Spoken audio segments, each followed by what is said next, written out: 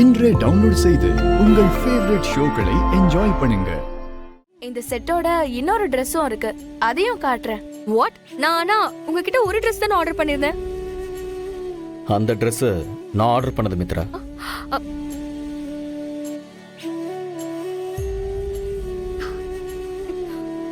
Wow.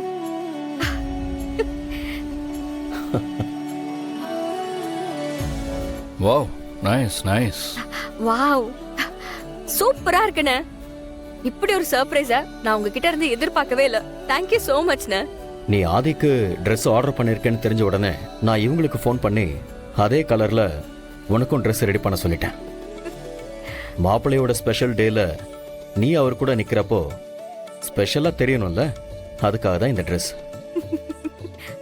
இந்த வருஷம் நீங்க ரெண்டு பேருமே லவ்வர்ஸா செலிப்ரேட் பண்ண போற லாஸ்ட் பர்த்டே இது. அடுத்த வருஷம் ஹஸ்பண்ட் அண்ட் ஒய்ஃபா செலிப்ரேட் பண்ண போறீங்க.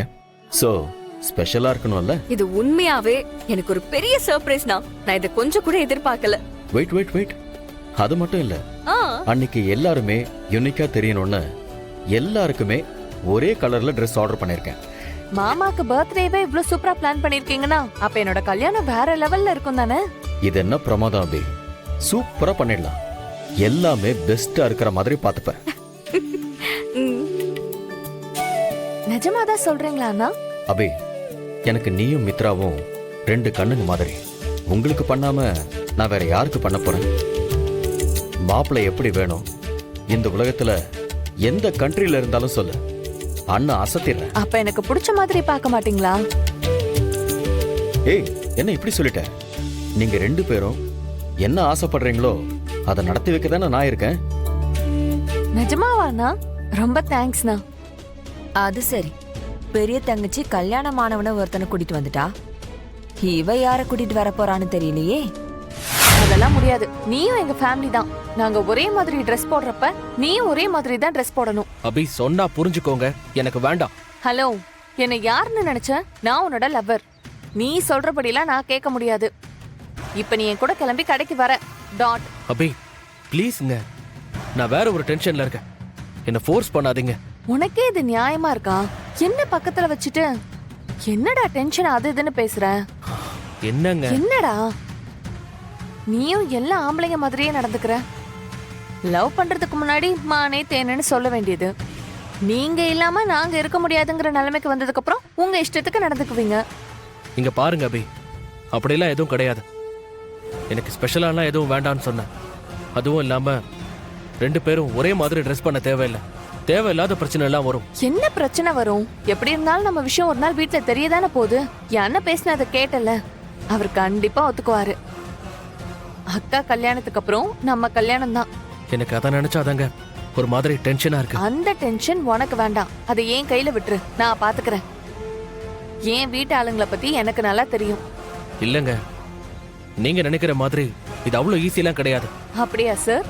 சரிங்க சார், அது நடக்கிறப்ப பாத்துக்கலாம். இப்ப நீங்க என் கூட ஷாப்பிங் வர போறீங்களா இல்லையா? அபி ப்ளீஸ் புரிஞ்சுக்கோங்க, நீங்க மட்டும் போயிட்டு வாங்க. ரொம்ப பண்ற மனோ. இட்ஸ் ஓகே, நானே போய்க்கிறேன்.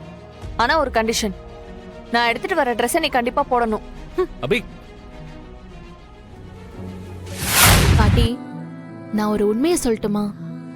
ஆதிங்கிறவரு ஒரு விலை மதிக்க முடியாத ஒரு பொக்கிஷம். அவருக்கு நாம என்ன கிஃப்ட் கொடுத்துட முடியும்? அவர்கிட்ட என்ன இல்லாம இருக்கு? நம்மளால முடிஞ்சது அவர் சந்தோஷமா எப்பவுமே சிரிச்சுக்கிட்டே இருக்கிற மாதிரி பாத்துக்கணும். நம்ம எல்லார்கிட்டயும் உண்மையான அன்பு இருக்கு. உண்மையான அன்பு எதையும் எதிர்பார்க்காது. அதை நாம கொடுத்தாலே போதும். உன் மனசு எனக்கு தெரியும் பாரதி, நீ சொல்றதும் சரிதான். அப்படி பார்த்தா நீ ஆதி கூட இருந்தப்ப அவன் நல்லா இருக்கணும்னு நீ கட்டின கயிறாகட்டும், அவன் உன்னை விட்டு போனதுக்கு அப்புறம் அப்பனை உரிச்சு வச்சு பிறந்த ஆதித்யாவுக்கு நீ கட்டுற கயிறாகட்டும், அதுக்கு விலை மதிப்பே கிடையாது. பாரதி, உன்னை பார்த்தா எனக்கு ஆச்சரியமா இருக்கு. நமக்கு பிடிச்சவங்க நல்லா இருக்கணும்னு எல்லாத்தையும் விட்டு கொடுத்து வாழறதுக்கு பெரிய மனசு வேணும். அந்த மனசு உனக்கு இருக்கு. உன் கூட இருக்கிறதே எங்களுக்கு பெருமைதான். உள்ள வரலாமா? வாங்க. இது என்ன கேள்வி தம்பி? உள்ள வாங்க.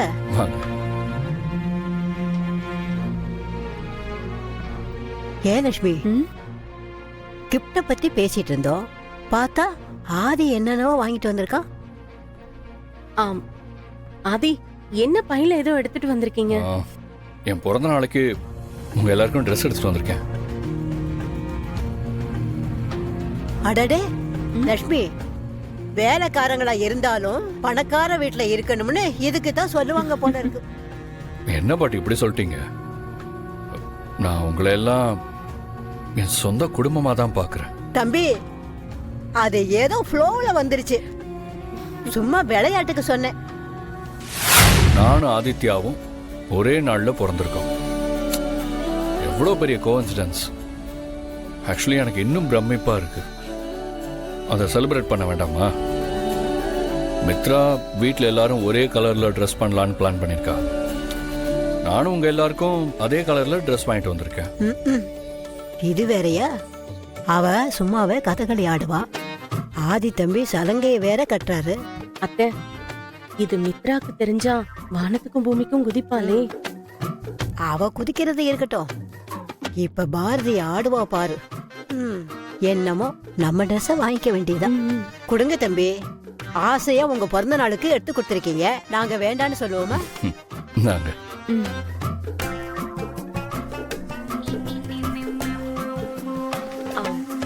இந்த பாரதி.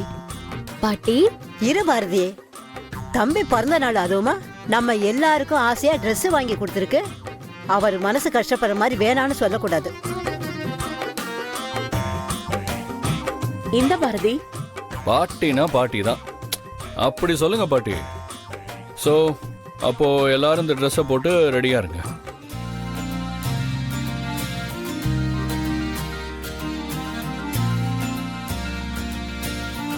ஏன் லட்சுமி, நல்லா இருக்கா? அழகா இருக்கத்த உங்களுக்கு.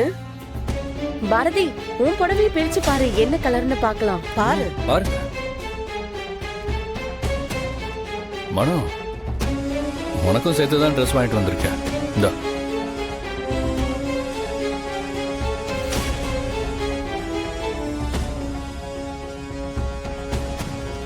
Are you all right? ஏன் ஒரு மாதிரியா இருக்க? எனக்கு வந்த அசைன்மெண்ட் ஆதி தம்பியை கொலை பண்றதுக்காக இல்ல.